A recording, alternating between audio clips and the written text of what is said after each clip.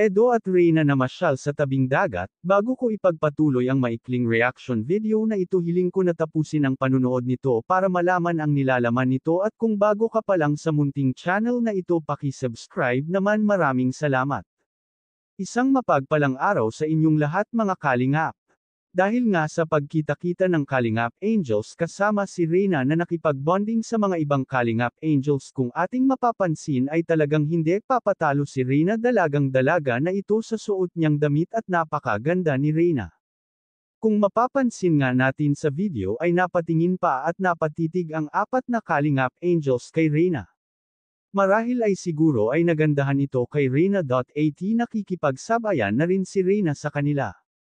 Napasabi tuloy si Kalingap Rab na magaling mag-alaga itong si Ate Rhoda. Kitang-kita ang malaking improvement kay Reyna. Siguro naman kung mapapanood ito ni Lolo Nestor, matutuwa siya sa malaking improvement ng apo niya, at hindi nagkakamali si Melanie na ibalik sa Kalingap itong si Reyna.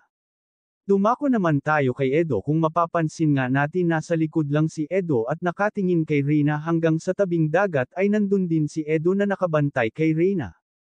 Hanggang ngayon kasi ay parang nakababatang kapatid nila kung ituring itong si Reyna.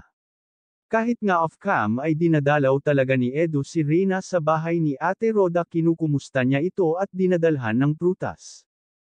Ganon nila kamahal si Reyna at nagtutulungan sila para gumaling na itong si Reyna. Hindi naman nasayang ang pagod nila at unti-unti na nila nakikita ang improvement na inaasam nila kay Reyna. Salamat sa Team Kalingap, at kahit anong nangyari ay hindi nila sinukuan si Reyna. Lahat ay ginawa nila para sa ikabubuti ni Reyna. Hanggang sa pag-TikTok nila kasama ang Team Kalingap ay magaling na rin itong sumabay at sumayaw. Hanggang dito na lang ang update ko mga ka-viewers. Bago tayo magtapos, huwag natin kalimutan suportahan ang ama ng Kalingap na si Val Santos Matubang at si Kalingap Rab. Maraming salamat at God bless sa inyong lahat.